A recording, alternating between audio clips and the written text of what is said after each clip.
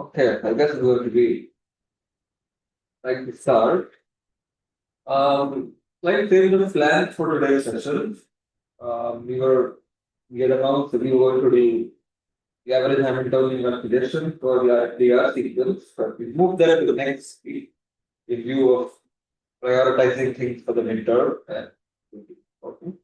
So since we just had 2.5 hours relaxation period yesterday, we're going to come back to solution NMR for this problem session today. And next week we go to RFDR and the Hamiltonian. The last subject we had, the solution NMR problem set was this experiment that we talked about building up the double quantum fit by cozy. That was where we had stopped. We found this problem and we showed how this pulsar can fit and the case cycle for it. So I'm going to move on to the second problem for this problem set and I'm going to solve it in part. And that is to build a three-dimensional proton-nitrogen-carbon correlation spectrum for the typical case of a protein backbone. We're going to think about the couplings that are involved in those magnetization transfers and how we will achieve those couplings. Of course, this particular paper for Deshek and Bach is the kind of gold standard in the sense that it is among the first demonstrations of building a triple resonance proton nitrogen carbon experiment in double labeled, that is N15 and C13 enriched proteins. And that was the beginning of, in a way, a beginning of sequential backbone assignments for protein molecules in solution. And the same logic generally applies to assignments and magnetization transfers in the solid state as well. As you've been learning, the element used for transfer is bipolar coupling instead of scalar coupling. So the problem first asks you to achieve a series of RF elements that will implement this sequence of transition. We're going to take each step one at a time, and we're going to see what we need to do to build up the sequence. Remember, the sequence is attempting to correlate the amide proton signal to the amide nitrogen and the C13 carbonyl signal of the preceding amino acid. Okay, so this is from the ith amino acid, and this is the signal from the I-1 amino acid, and this triple resonance correlation is important for sequential backbone cycle.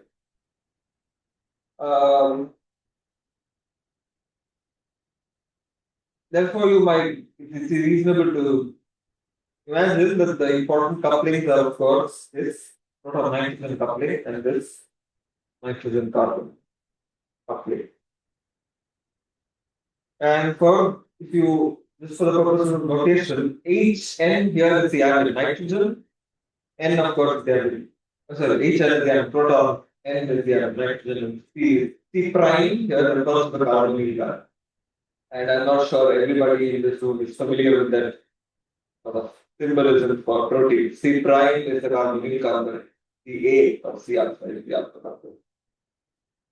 Okay, the first step is go from Z proton magnetization to minus Y proton coherence. How do you achieve that? X 90-degree pulse. I'm going to have 3 channels in this. Where to get wider?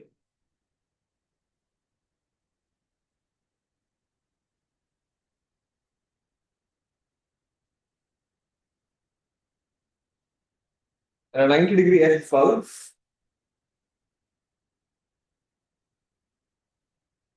will give you minus Y magnetization of proton. Is that right? That was step 1. You made it. Step 2. Hx and z, from minus hy to hx and z.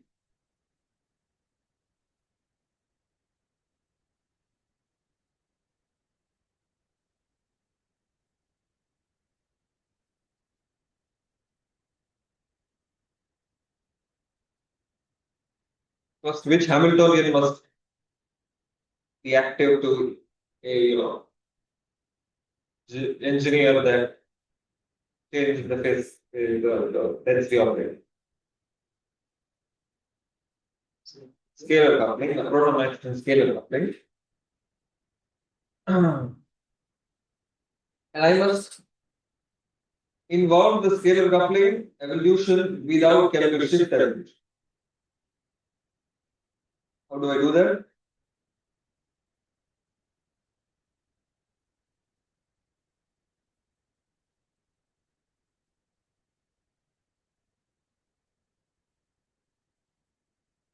You're trying to refocus the offset proton coupling. Yeah, I want the scalar coupling.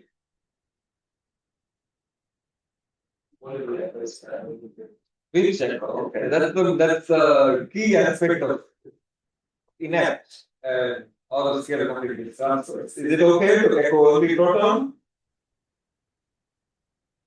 No, okay. So that will refocus both chemical shift and scalar coupling. Is it okay?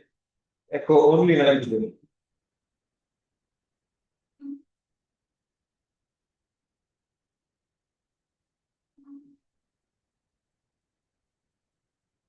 No, this is legal. So you have to echo both. So 180-degree pulse on both proton and nitrogen, and with a certain gap. What must that gap be equal to? At least assuming the ideal scenario where you don't have relaxation during this block. This question later on asks you to scale down that delay, assuming certain relaxation. If you didn't have that, it would be low.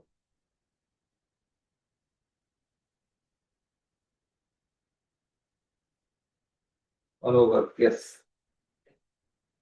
4j, or is it 2j? Oh, well, you're right. This gap comes 1 over 4j and h.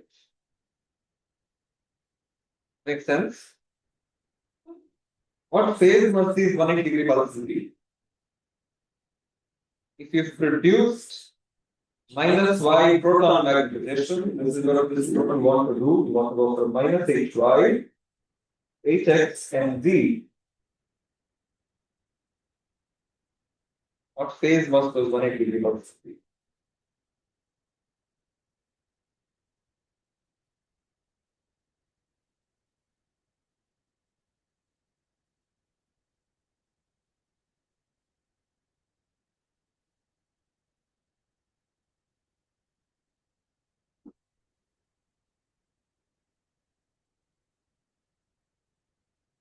Or does the phase at all matter?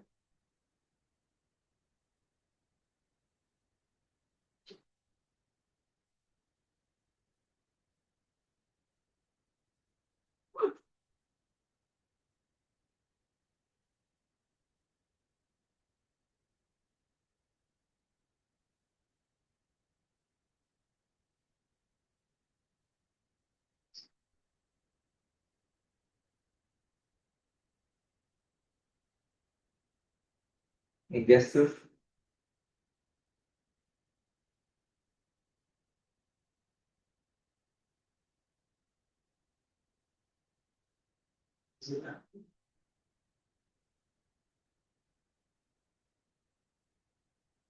Well, I know it does not.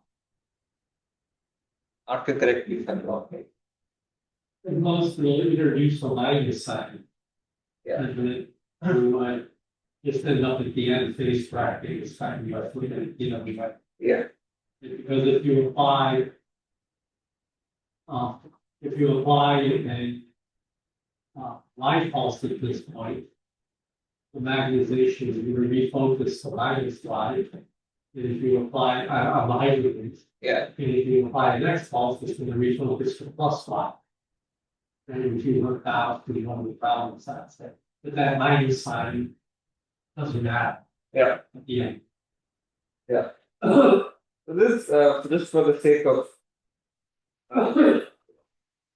having something else. You'll see it every which way in the literature. Right. Yeah. So I'll just label this now over 2. All right. So now we've achieved this. This is stage 2, where the density operator is hx and z. The next transformation is hx and z to hz and y.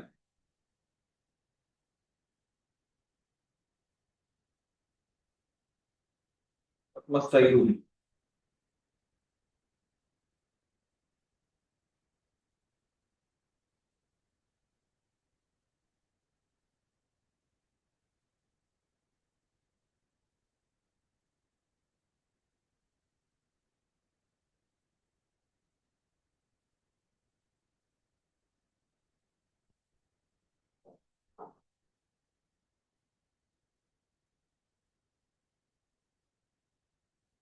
X proton goes from X to Z, nitrogen goes from Z to Y.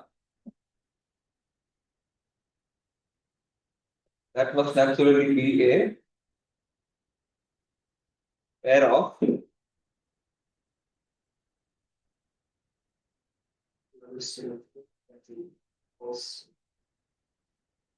spin as a refocus, right? So, yes, we are breaking down the react. But what do you have to do for this particular step? You go from Hx and Z to Hz and Y.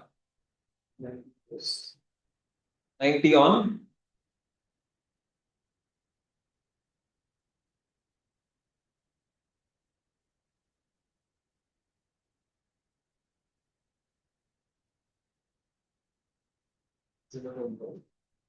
it is on both.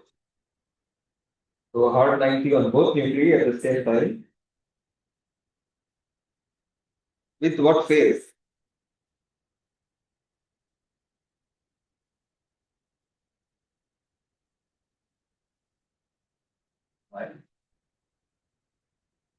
Y phase on.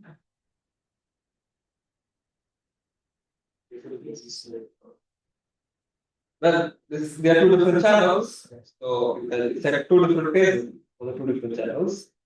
Question is what phase for proton, what phase for nitrogen?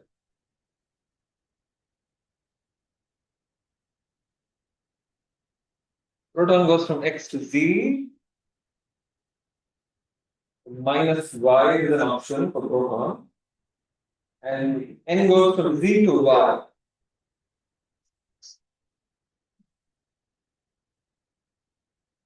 X.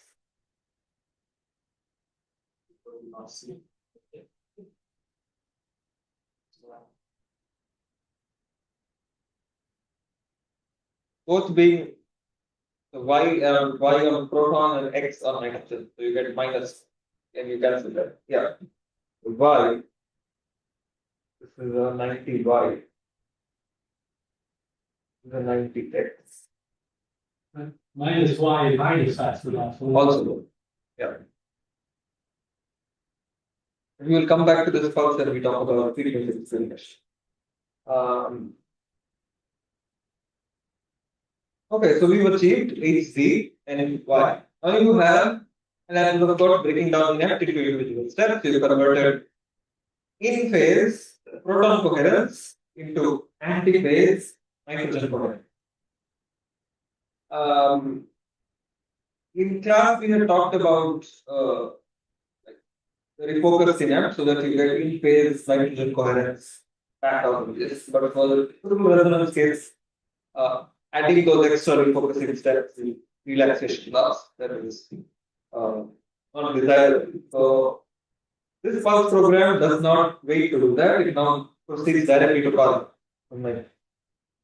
So now you have minus HZ and X is Z.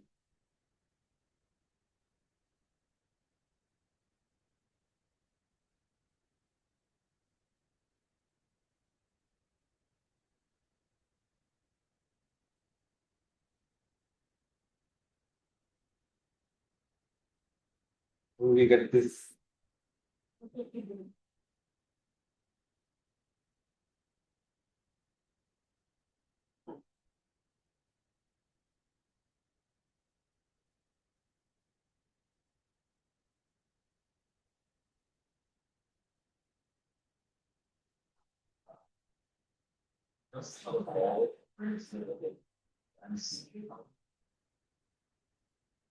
Right. So how do I isolate the NC scalar coupling?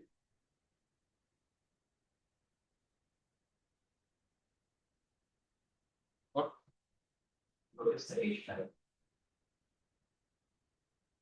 Uh-huh. Sure. But how do you sort of call it language decoupling? NC coupling. How do you isolate that coupling in the Hamiltonian? So the first step we brought in the HN coupling using an inept sequence on HN. For the NC, what do you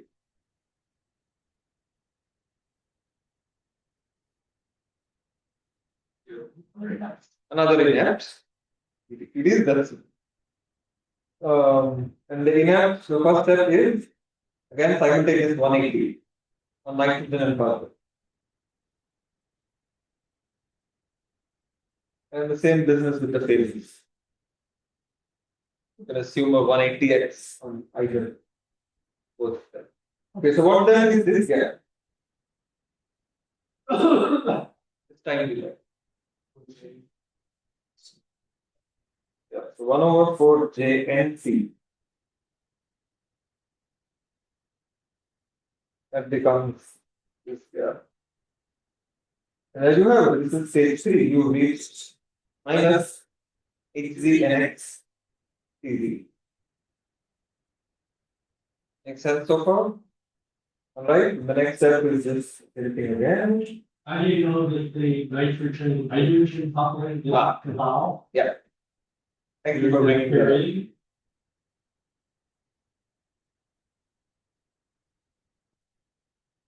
Very important point. Basically, this is to be safe, probably, because it's like almost like if you go to the power jet, it's like you're scared of like only on nitrogen, and Right. I guess you know, the hydrogen actually don't know. Right. HN coupling is refocused because you don't have a 180 at that delay. Or more importantly, there's another reason why. One thing is you're only doing 180 or nitrogen. That's part of it. What's the other reason? You need two conditions, yes.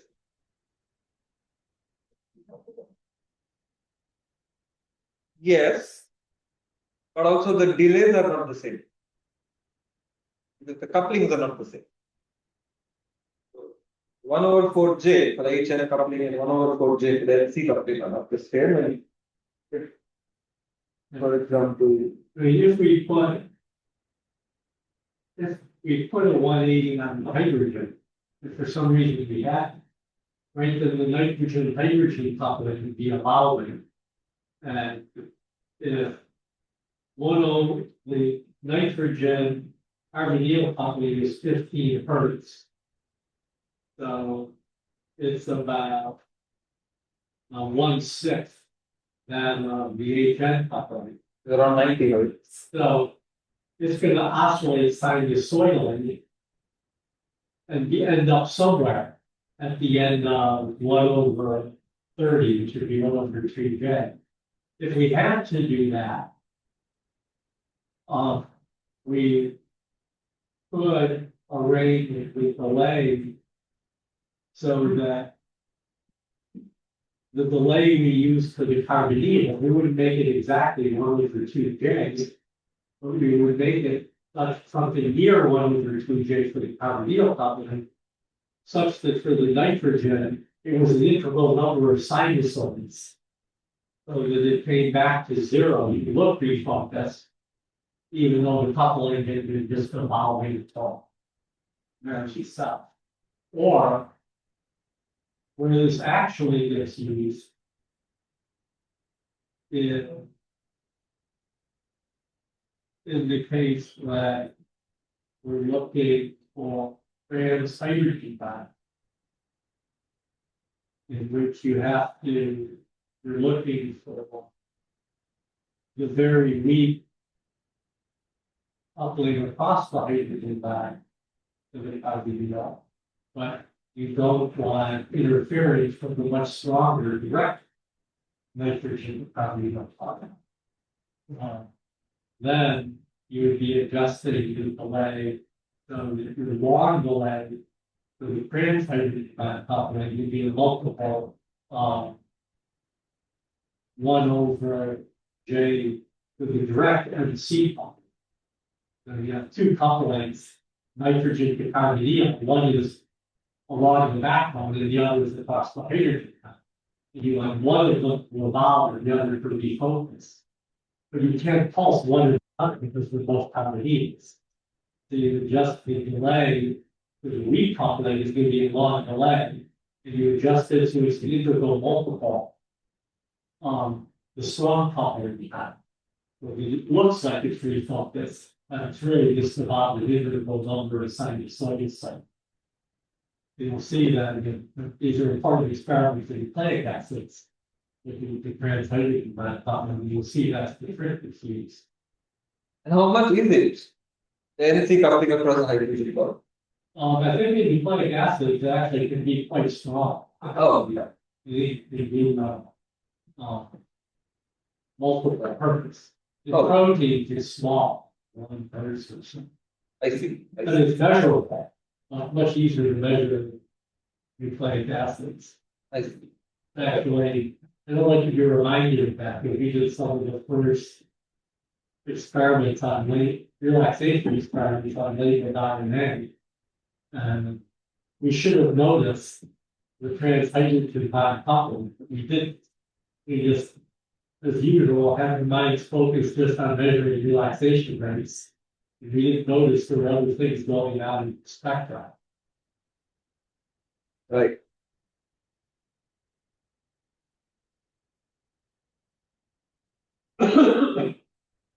Okay, so that's how we make sure, at least for the protein backbone, that we don't evolve the here we're coupling with the proton, and right, the next step is we got reached here. And the next step is again similar, we're going minus HC NZ CY.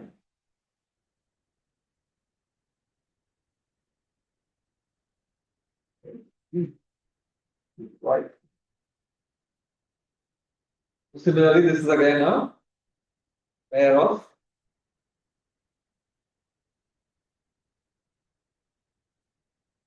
R90s on both, on which channels? Louder. Carbon again.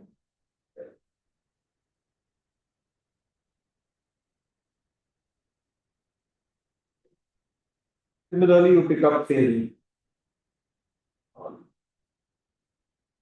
Both of these. Alright, now we have to wind the sequence back. Come back to proton for detection. So I'll turn it back, yes.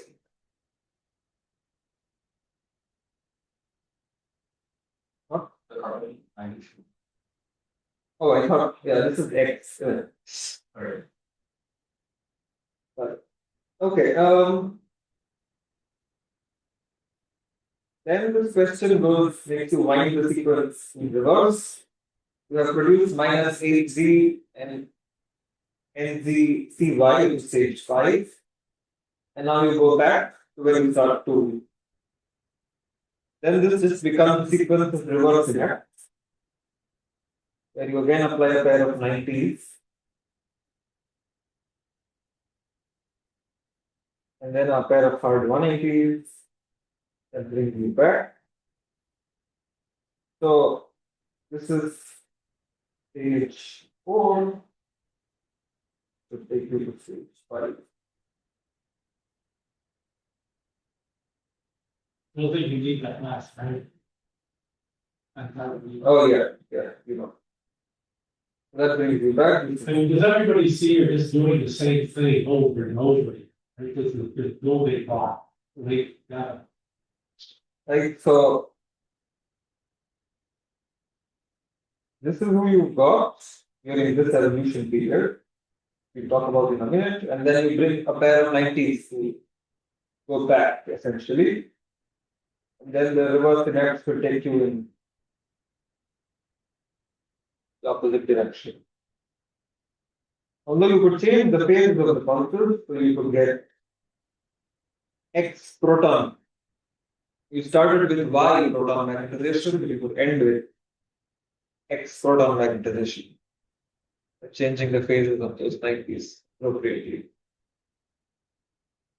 Which point you can then acquire. I think your picture, we go back to your picture a second. It's Figure 6, they're not excited in 8 p.m. Yeah, I'm getting there.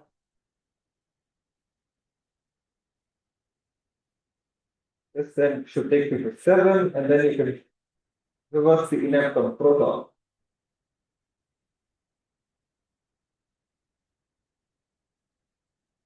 Fat bars are 180, and then finally you acquire.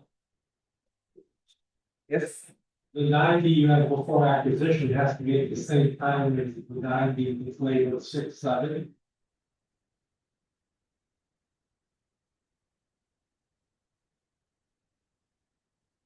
The last 90 you have has to go back. Oh, yeah. And it goes, yeah. Everybody agree with that? And you can see it's a completely symmetrical. Yeah. The only thing that's not symmetrical right before acquisition, if we put a 90 to make the thing completely symmetrical, we go back to the Z magnetization, then we can't protect anything. But otherwise, it's completely symmetrical experiment. You just flow the magnetization from the by hydrogen to the trivial, and then flow it right back to the by hydrogen. This is minus HC next Z. And here you reverse the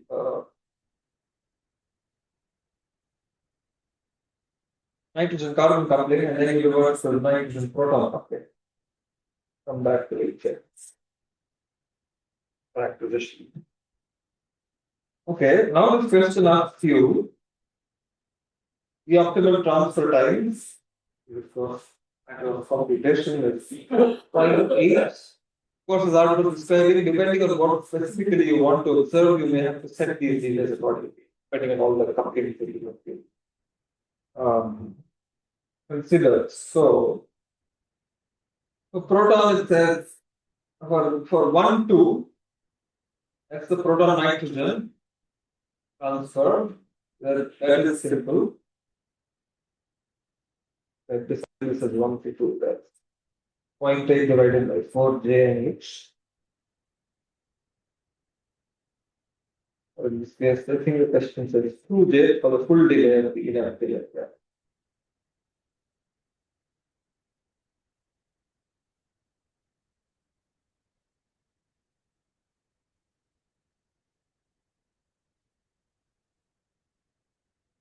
The NC alpha scalar coupling is mentioned here as 4 to 9 Hertz. The NCO coupling is 15 Hertz.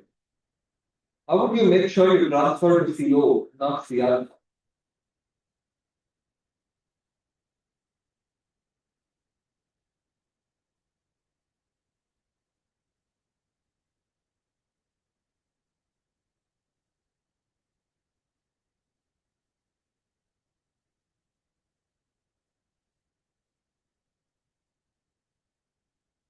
Let's look at the sequence we have so far.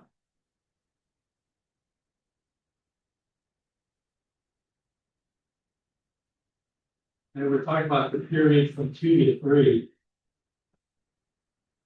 That's a 3? Yes. Yeah. And the period from 2 to 3. Oh, I think I got this. How do you keep that from transferring to the C alpha as well? The nitrogen is coupled, you have to try to yield the C alpha. The couplings aren't all that good.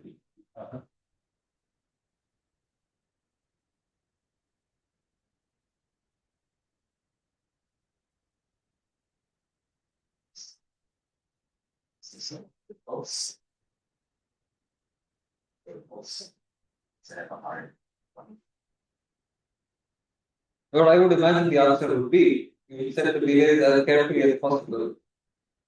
We different and That Shape one. actually doesn't work. What was the suggestion? shape pulse.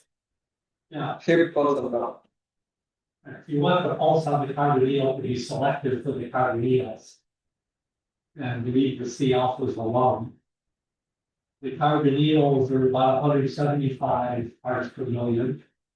The C alphas are about 55 parts per million. So they're far enough away that that's not very difficult to do. And sometimes we don't even bother for shape pulse.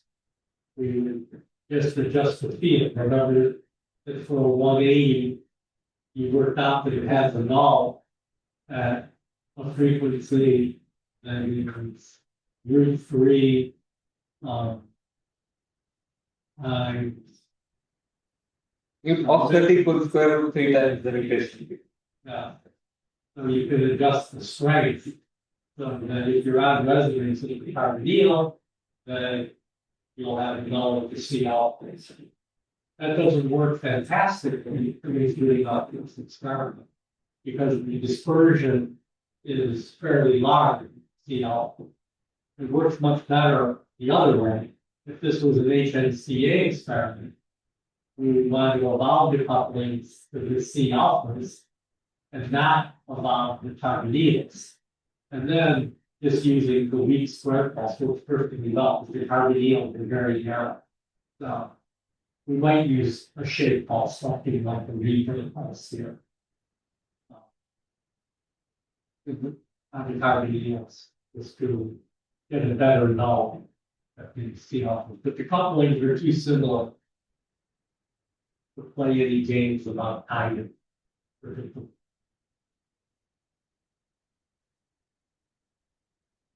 Some sort of shape pulse on. Put a cheat there. Okay. How can a carbonyl evolution period be introduced? And which J complex are active during that evolution period? How can they be coupled? So in this schematic, the carbonyl evolution period falls away.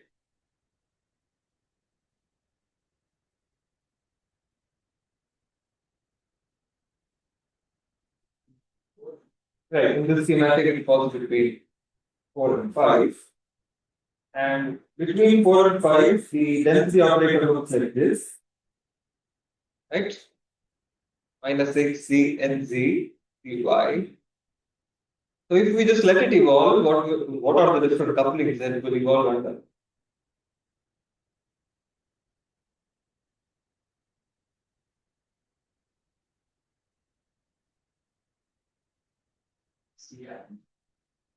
So JCN is nitrogen carbonyl scalar coupling, right? Which is the interaction that we want to select for. So that is omega. This is the interaction I want. The other is the interaction I want to avoid. So what else do I want to throw out? What other scalar couplings do I need to eliminate or decouple to evolve the carbonyl connection? Put the problem back up so you can see the list of couplings.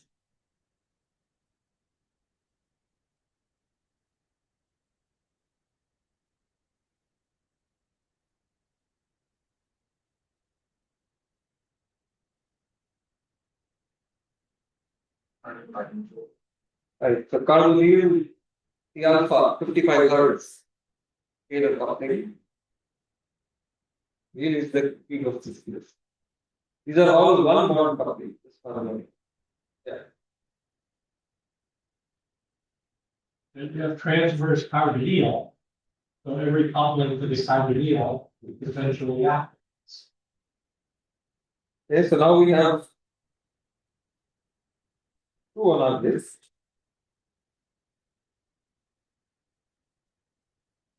These are all one bond couplings. Those are, of course, O16 is It's 0, so we can neglect that. And the other scalar couplings.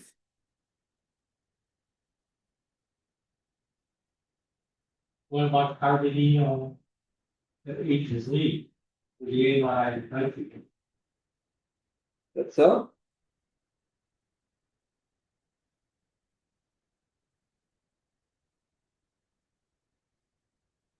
I don't know how big it is. Maybe too big, too small. I also don't know that. The number of that.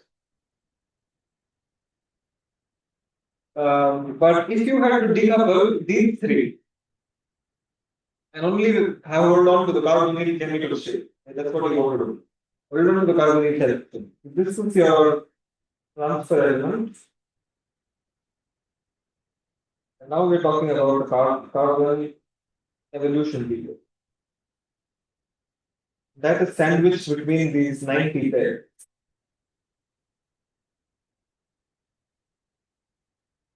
N15 and C13. Okay, so this is the zone I'm talking about over here. This is where carbon evolution is going to happen. That's this 4 and 5 in this diagram. Should I have any 180 pulses on the carbonyl itself? Or at least not in the middle of the delay, because that would refocus and it will shift itself. So how do you refocus this? The first one. Let's go one by one. NC. 180 on nitrogen. What do we call that time period? You just give these 290s.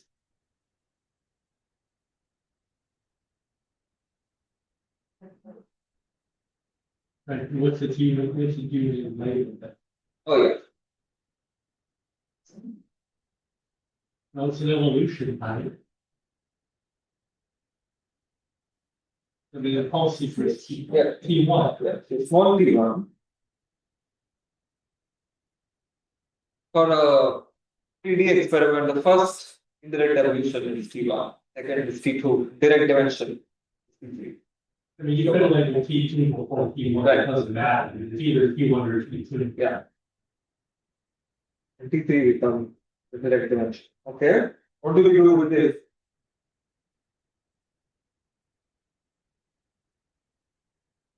Homonuclear scalar count.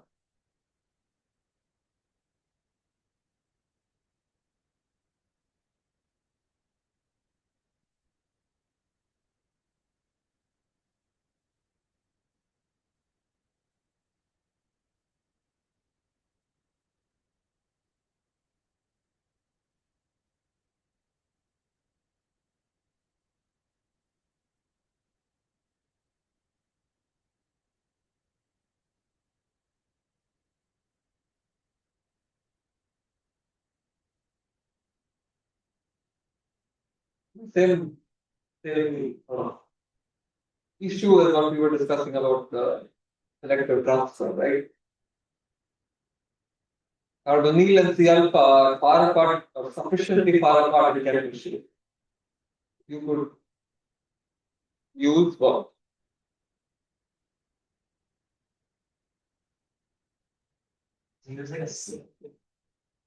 Yeah, so again, you come back to shaped 180 pulse. We extend that. Although I see this only in solution NMR, where alpha carbon and carbonyl carbon is treated as almost two independent channels. You can go ahead, with a shaped 180 pulse on the alpha, or again, you use the fact that the chemical shift was so differentiated. For that pulse, move the carbon carrier up to C alpha and use a sufficiently low power test. Refocus the carbonyl C alpha, homonuclear scalar coupling. And as you might imagine, the HC is again the same. The heteronuclear scalar coupling, so you apply 180 on the middle of the evolution period. If you follow the beginning of the worry stop. Yeah. There's a very subtle issue here, side out so you can see. This will see all the all pulses in top. Yeah. So the question is that Anish said, what do you do with the carriers of the carbonyl and the C alpha? So Yeah. if you have the carrier on the carbonyl, then you're in the carbonyl rotating frame. And that means at the end of T1, you still need to be in the carbonyl rotating frame. You're trying to follow the carbonyl chemical shift. And if you try to apply a pulse on the C alphas, if it's a selective pulse, it has to be applied at the frequency of the C alphas. But if you shift the carrier with a floater to the C alphas, you're now running at the frequency of the C alphas, not the frequencies of the carbonyls. So now the two rotating frames are now in sync with respect to each other. You're going to have a gigantic error.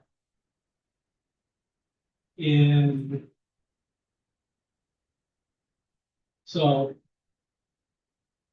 one thing that can be done now, well, spectrometers now have the capability that actually you could calculate the shift in the relativity of two frames and then adjust the phase of that next 90 after T1.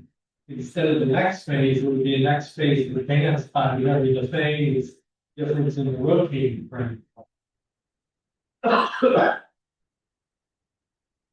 But in solution, we tend not to do that. Instead, you can keep the carrier at the carbonyl position and add a phase ramp to shift the apparent frequency of the carbonyl of the shape pulse back to the C alphas. So there's a parameter for shape pulses on the spectrometer where you just say where you want the phase, where you want the frequency to appear. And then time-dependent phase is applied across the time of the shape pulse. And a time-dependent phase looks like the frequency, so it's used the whole frequency. There's some subtleties in that, but the spectrometers handle usually for historical reasons, we do that after we phase offset frames. Although maybe when we get more used to that new capability, you can do something like that. But there's even an additional thing that happens. So suppose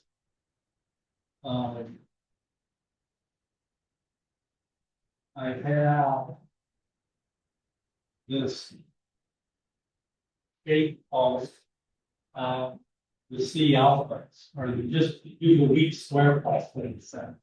And I've adjusted it so I've annulled the carbonyls. And let's suppose the pulse is 10 microseconds long. So in the absence of the pulse, the carbonyl magnetization will be rotated by whatever the shift was times 10 microseconds. Now I have this pulse on the C alphas that's adjusted to give a null with the carbonyls. So the carbonyl, of course, hasn't really, well, it's rotated by 2 pi, right? The null came because it rotated the off-west reference frame by 2 pi, which means it looks like it's done nothing, but it should have allowed for 10 microseconds with this chemical shift. So, in fact, the shape pulse introduces the phase error. It should have advanced by 10 microseconds times the carbonyl chemical shift, but we caused it not to advance at all. We caused it to advance by 2 pi. So it looks like nothing happened. And so then that phase error has to be accounted for somehow. In the beginning, no one recognized it, and the spectrum looked kind of ugly. So one fits, and this will come up later on. This is called a black signature of the second time. That's really not lying. But one approach would be to say, well, the carbonyl bandwidth is pretty narrow. Maybe I just figure out what that 10 microseconds should have been and adjust the phase of the pulse after T1 by whatever that angle is. And you'll see that in the literature. There does be something like 52 degrees. So sometimes you'll see in the literature that phase that has been adjusting by 52 degrees, and that's basically us doing the calculation that the computer could have done for us these days. Or there are tricks, for example, that can come up where if we put a 180 on the carbonyls, and then at the end of T1, after that 180, if we introduce a little spin echo by putting the pulse on the carbonyls, then on the other side of the 180 on the carbonyls, we could have the selective pulse again.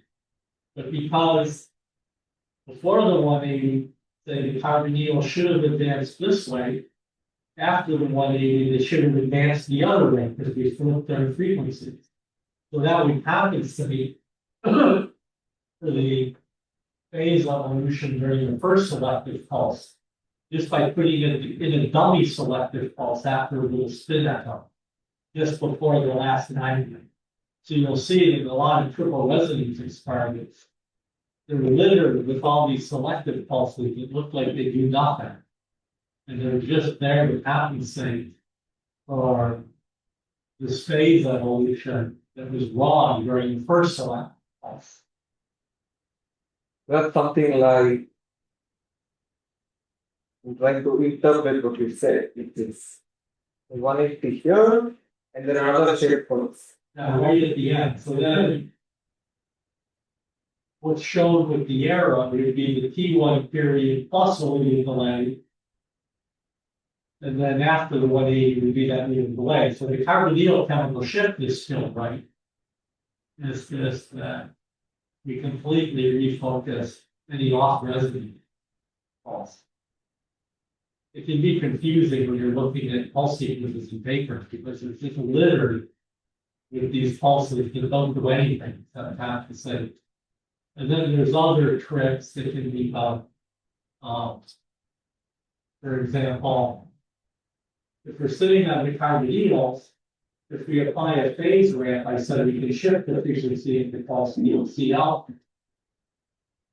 But if we cosine modulated the pulse, then cosine are two exponentials. So then we can have two sine waves. So if we're sitting on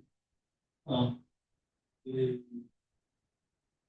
C alpha on the carbonyls, and one band is centered at the C alpha, the other is symmetrically downfield of that. This one is causing a phase error in one direction. This is causing a phase error in the other direction. So they somewhat compensate in the middle. It actually gives you a little bit of a first order effect, but that's not so bad. So you'll see that as well. That pulse will be cosine modulated for the purpose of trying to compensate without introducing these spin echoes.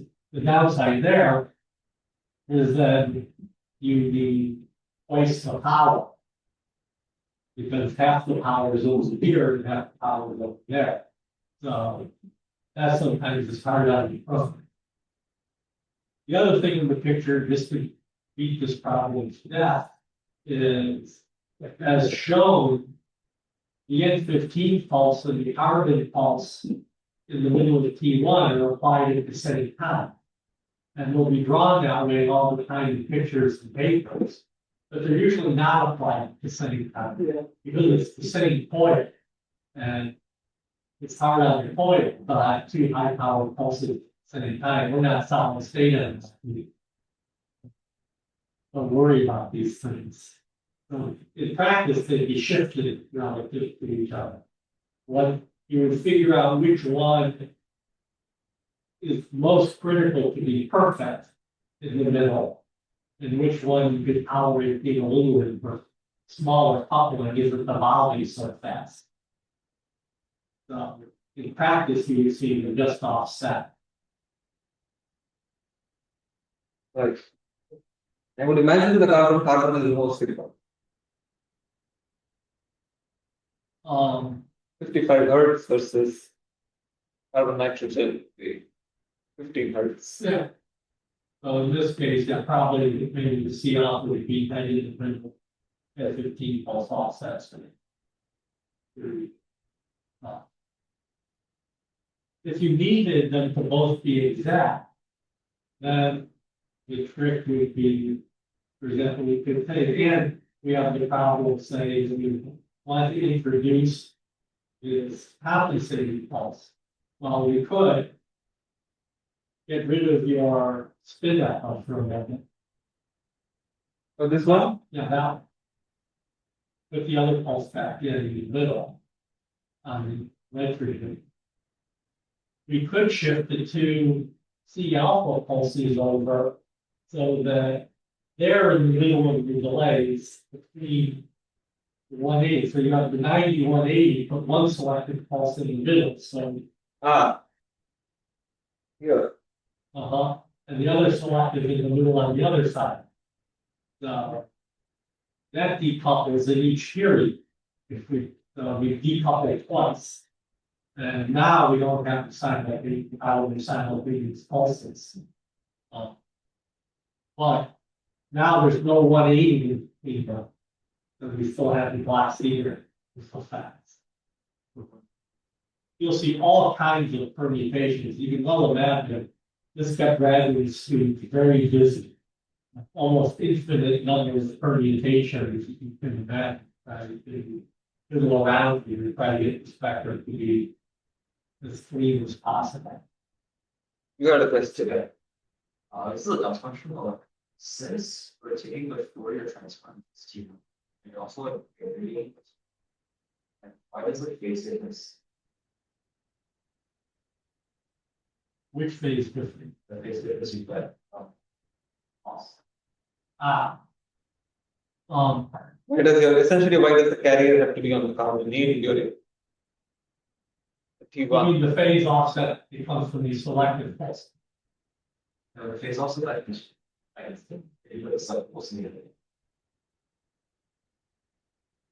And what's like it's Right.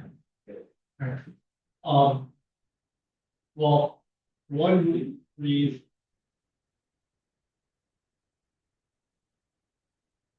Well, there can be two effects. And one of these, of course, if the magnetization isn't where you think it is, and you apply a pulse, you're not going to rotate all of them to where you want it. So you can lose sensitivity. What's this really period too? Okay, here. The other effect is if there's this phase shift, if it's not linear, this is, you're going to have to do a phase correction in the spectrum. And nonlinear, and frequently we talk about nonlinear phase corrections because that's fine. But the reality is, the nonlinear phase correction, unless it has special values, gives basically distortions. So if you're looking for weak peaks, all success in graduate school eventually comes down to finding enough weak peaks. So then you want the baselines to be pure as possible. Now, a lot of these details were about getting baselines that were clean as we could be. Because otherwise, there's a lot of artifacts in the base point that's very hard to find. Small peak. That is But of course, there are lots of spectrometers here. You can always come over with a test sample, run different versions of this experiment. You just look up the evolution of the HNCO experiment.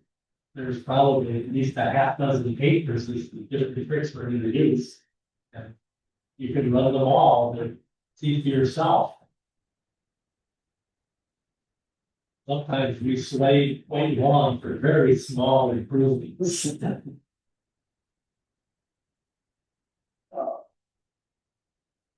okay. That was about the carbonyl evolution period and decoupling. The relevant couplings, I think I'm going to discuss perhaps D and E relatively briefly and then move on to relaxation problem set. Introduce the constant time nitrogen evolution period in the gaps between 3 and 4, and I might have lost track of this numbering scheme. So we look at that. 3 and 4 is this, as you evolve the NCCL constant time nitrogen evolution, which J couplings are being introduced and how can they be recoupled. That is in this region. My team will come between 2 and 3. That's the case. Left out a certain part of the density operator. So this is the region where we're going from HZ and Y minus HX and HZ and XZ. We're bringing back the NC scalar coupling. And the question is asking you to introduce a constant time N15 evolution. The coupling that you're bringing back is the NC coupling. So for that chemical shift duration period, you must have decouple just for that duration. And so you may not have heard the term constant time period. What we want to do, so that delay, 15 hertz, 1 over 30, 33 milliseconds. So that's enough time to allow the nitrogen chemical shift. You have transverse nitrogen, so you can allow this chemical shift. Right now, we have a pi pulse on the nitrogen right in the middle of the period. So the chemical shift gets refocused. But if we move that pulse a little bit, it would completely refocus. Right? So it was offset. So what we want to do is generate something that looks like T1 evolution, not by changing the total delay, but just by moving that 180 degree pulse. This is what we started with. The total delay is 1 over 2j. This is 33 milliseconds without the same. And what we are going to do is constant time being this total delay being fixed. Move the 180 pulse so as to bring back the nitrogen chemical shift. Does that make sense?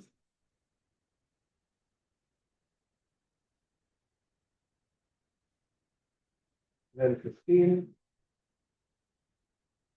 Make sure I've got the pulse is right.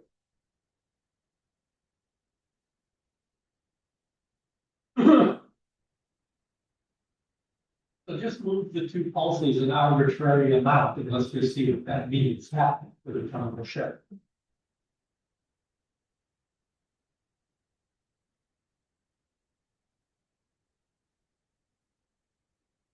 Let me just call this tau minus delta. A tau is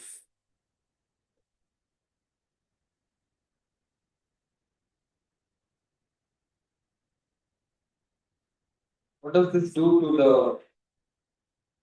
the 15 chemical shift? The easy trick is to imagine you have tau minus delta, if you had a spin echo, where does the spin echo happen on the other side of the 180s? Where would you get the refocusing to happen? The chemical shift evolves for tau minus delta, you have a 180. Where would the spin echo occur? On the other side. Yeah. And then what's left over? So the leftover chemical shift evolution would be 2 delta. Everybody see that? We would refocus tau minus delta on one side, tau minus delta on the other. And the leftover bit would be the net chemical shift evolution, which would then be 2 delta. So if we wanted this to be the T2 period, what does delta have to be? If we wanted effectively to have our chemical shift evolution be T2, which we already counted T1 to be the carbonyl, what should delta be?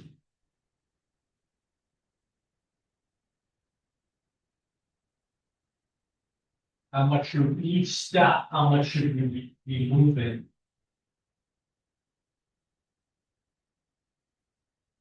Just in general, if we have, we're doing, if we're incrementing T1 in the carbonyls, we're going to increment it in equal steps, delta T1. And delta T1 depends on the width of the spectral region. From here, we want T2 to increment in some steps in delta T2. So what should delta be?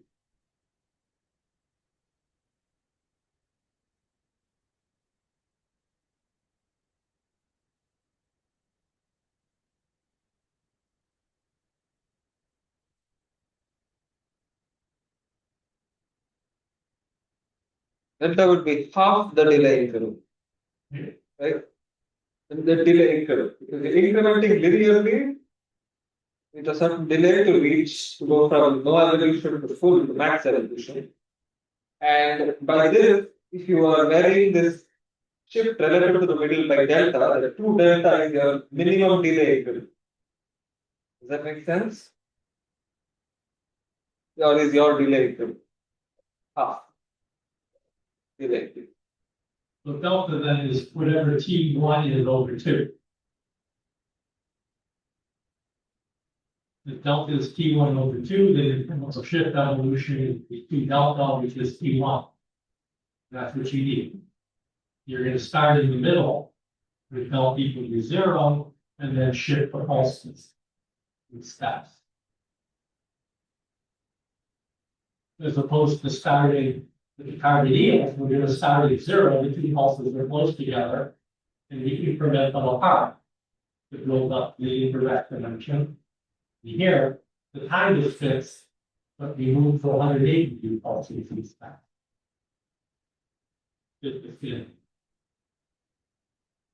Physical loops not making sense. We do. Yeah, we do. But does the does what is happening? You can replace the delta with T1 over 2. Yeah.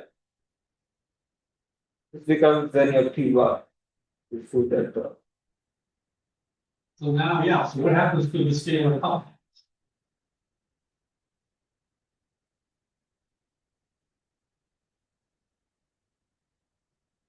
The same argument about smooth balls. So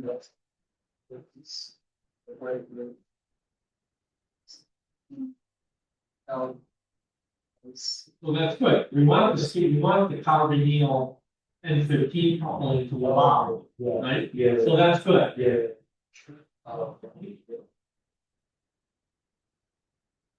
Yeah. Proton decoupling. Where does that land? Oh yeah, this is T2. Thank you for that. Thank you.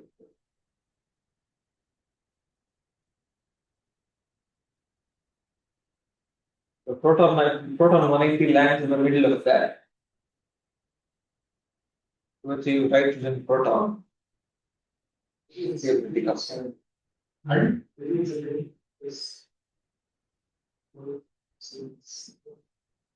But again, the nitrogen also. That's going to look like the spin echo for the coupling for the nitrogen hydrogen, right? That's the next one. So the NH coupling is an echo for this block and for this block. Yeah. Separately. NH coupling is echoed up. Right. So then, it's helpful, I think on the picture, draw a dotted line at E minus, I minus E2 over 2. And on the other side at the 180. Yeah, here. Pardon? This line in the middle. Right, so from the dotted line over, right, that's 2T1.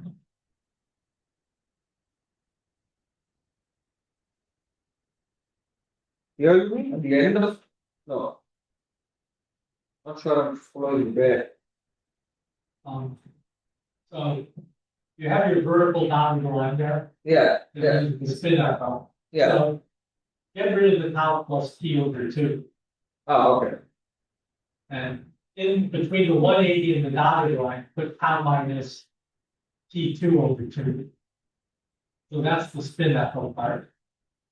And then Yeah, here's the T2. Yeah. And then as Chris said, we need to apply the 180 in the middle of that T2 period to refocus the proton coupling.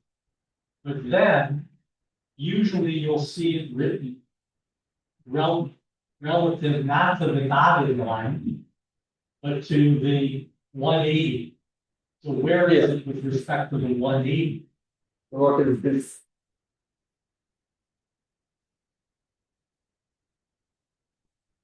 In other words, the gap between this, like this 180 on nitrogen, it's a different color. This What's the spacing between those two pistons, given that iron? This tau. Right? And the spacing between the hydrogen pulse and the last nitrogen pulse is then T2 over 2. And that's how you usually see it written in the literature. Because the thinking of it that there's an echo followed by a delay is our conceptual thinking.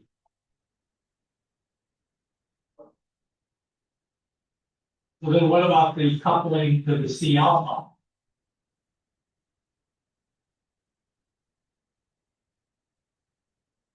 Because of course N15 has two NC couplings. We've handled the coupling from the nitrogen carbonyl. Carbonyl to the hydrogen. Now we have or nitrogen to the hydrogen, nitrogen to the carbonyl. Now we need NC alpha decoupling. decouple nitrogen to carbonyl, nitrogen to C alpha. So I can see that. Well, again, the effect that that coupling evolves is going to be that you will move magnetization over to a spin state on the C alpha. It's not going to come back through the action. So you re-signal to it.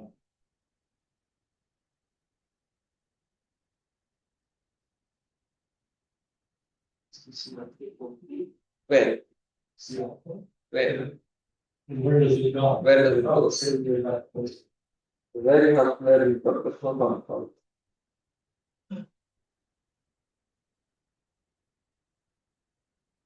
C13 alpha. That also lands here.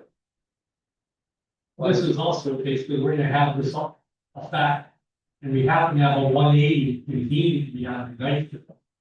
So this is the case where you might see the two centered halfway between the first nitrogen and the 180, halfway between the 180 the second nitrogen. When we don't have, when we have a fake pulse, when it's doing something for us. We're sticking the fake pulse at the end, because we already have to be, right?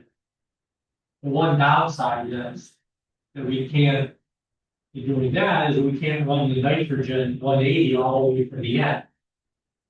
Like, if I put a selective pulse in between the first nitrogen 90 and the 180, right, that distance is getting shorter as I increment T2. And I'd like to let it all the way down to 0 to get the most resolution. I have a pulse there that limits. Now, again, it's a trade-off. You're saying you want pulse here. In the middle there and in the middle on the other side. Here? In the middle between. This and this. Between this and this. In the middle between the 180 and the 90 at the end. So that refocuses the nitrogen C alpha coupling. And since they're on the opposite sides of the 180, I'm going to get for free kind of compensation for these off residue effects. But the downside is I can't decrement quite as far. So my maximum value T2 would be shorter than 33 milliseconds, which may or may not be important. I read the resolution.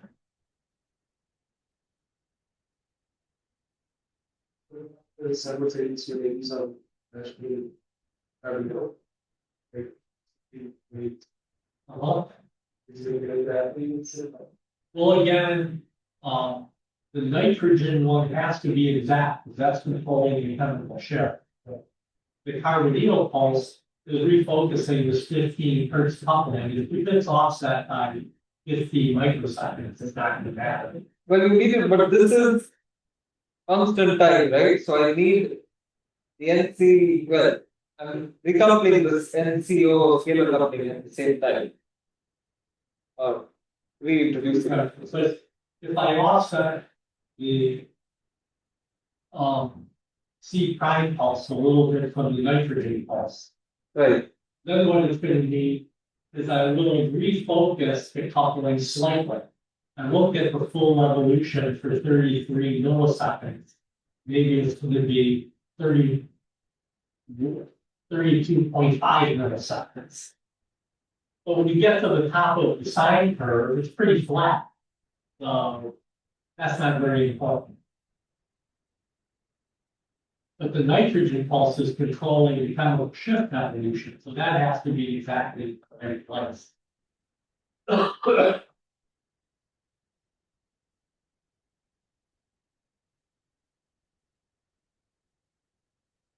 So we've introduced N15 evolution and C13 evolution.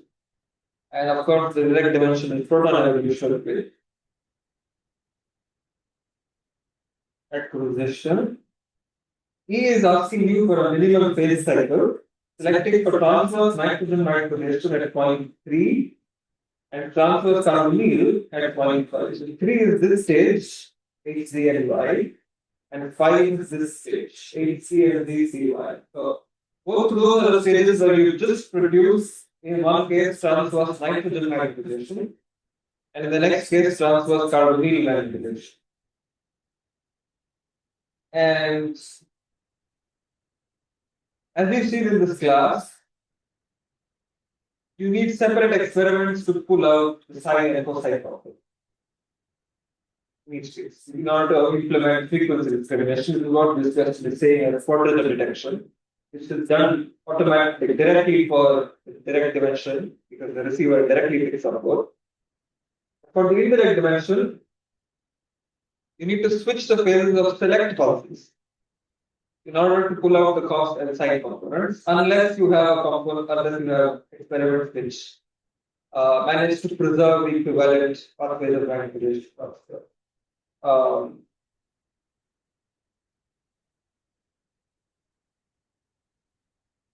As far as I know, I don't have much to say about this, other than the fact that this, for example, is the pulse that produces nitrogen transverse magnetization. And that's a 90-degree pulse that will produce H, Z, and Y. So if you just cycle that 9 pulse, plus minus X, plus minus Y, then you end up producing H, Z, and Y in one case, H, Z, and X in the other case. And you pick out the cosine sine component. Similarly, if you cycle this one,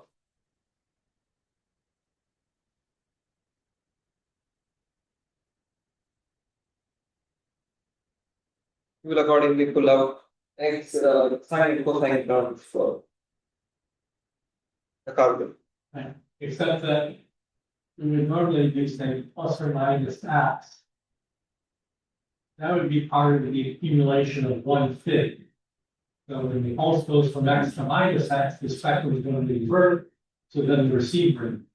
Yeah. So we take two scans, X minus X, and subtract them. So if we do that on the nitrogen pulse, that's going to get rid of any signal that's not attached to a nitrogen. And we do it on the carbonyl pulse, now we get rid of any signals that are attached to the carbonyl at that point. So then it actually, the pulse sequence would be coded, for example, as X minus X, X minus X for the nitrogen, and X minus X minus X for the carbonyl, so they're independent of each other. So if you do two steps on each pulse, the total phase cycle is going to be 4 steps. And then the receiver is going to go with plus, minus, minus, plus. To account for the fact that they're changing. And then the shift to Y, that would be a second free induction effect.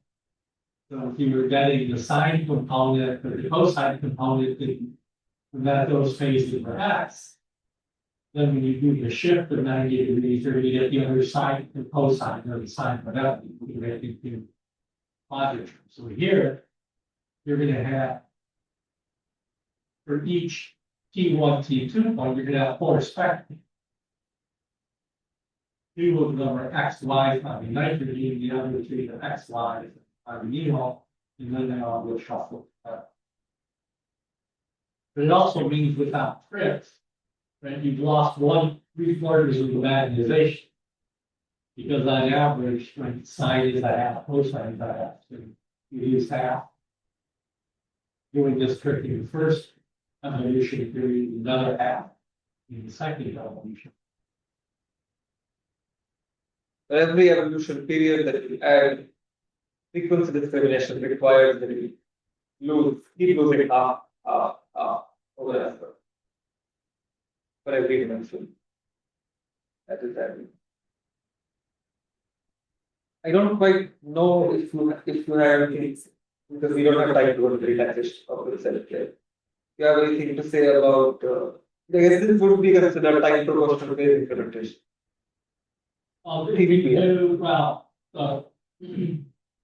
If you acquire for each, let's say for the T1 period, if you acquire the X phase and then the Y phase, that historically would be called states after David States. Was it David Yam's first phase? Yeah, I think so. Sometimes called states, movement, Havercorn, because you're more often on these days. Yeah. Mostly states. And the data acquired for X and the data acquired for Y, they would have the same value of T1. And there's an other way of doing it. It was called time proportional phase implementation. And that's not used very much. But we do use something that's called states PPPI. States time proportional phase implementation. And the problem with states is there are artifacts caused by the fact that there's relaxation during the pulse sequence. So you're restoring some magnetization on Z, And if that gets converted after the T1 period into observable band, that's going to show up at zero frequency in your spectrum. Well, zero frequency means on resonance with the carrier, which means it's going to be in the middle. This artifact is going to be in the middle of the spectrum, and that's quite inconvenient. To have a band of artifacts going through the middle, because the middle is usually where all the peaks are. So the idea in states TPPI is that the phases just don't go X, Y, and then back to X. They go X, Y, minus X, minus Y. And you would, for example, have a given value of T1, you would forward the X phase spectrum. Same value of T1, you would forward the Y phase. Then you have T1 plus the increment, but you're minus X and minus Y. And that means you have to invert the receiver. Because if you inverted the sign of the pulse, the signal's going to be upside down. So now, every time you increment the T1 period, the spectrum is toggling positive and negative. So you account for that just by changing the receiver phase at the same time. So every time you go to minus X minus Y, you invert the receiver phase. So your spectrum looks fine, but the zero thing isn't changing, but the receiver phases can. So the artifact at zero looks like it's going positive, negative. Every time you increment T1, even though it's the same, it looks like it's changing because you're changing the receiver. As a result, it looks like it has a frequency. And that frequency is the edge of the spectrum. So you end up moving the artifact to the edge of the spectrum where it's usually out of the way. And so that's done quite commonly. Confusingly on the Brooker spectrometer, this matters when you leave Brooker land and go process, say, in NMR pipe or Bruce's software, etc. Because changing the receiver phase, it just added this effect. And you can either do that while you're collecting the data, or you can do it after the fact. So you have to know, usually you figure out that the data was screwed up.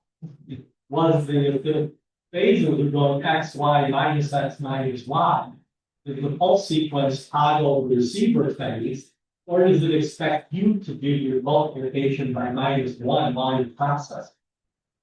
So that you have to pay attention to. And on the Brooker spectrometer, states and states TPPI, if you select these modes, what means I multiply for you and what means I didn't multiply, and that always confused them.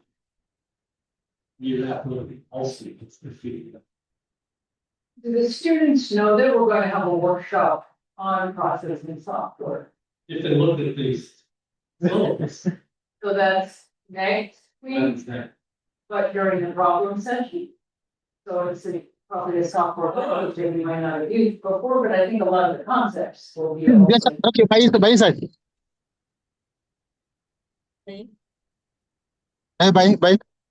By inside. Go inside. Fire now. So we have next week on the Wednesday. Thank you. That was fun. This one we get to say cycling after that.